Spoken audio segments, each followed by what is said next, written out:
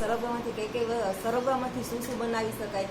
સરગવો આપણા માટે રામબાણ ઈલાજ છે. તો સરગવામાંથી જ્યુસ બનાવી શકાય. તેમાં કેલ્શિયમ, મેગ્નેશિયમ મળે છે અને શરીર માટે કેલ્શિયમ ખૂબ જ જરૂરી છે.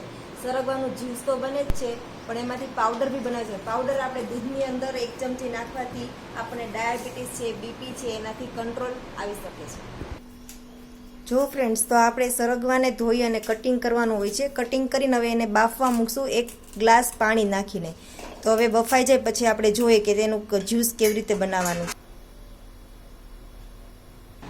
ફ્રેન્ડ્સ, આ જ્યુસ રેડી થઈ ગયું છે સરગવાનું.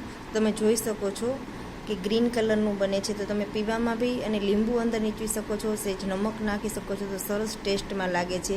તમે પીવો તો હાડકાં અને મજબૂત બને છે આનાથી. Thank you friends.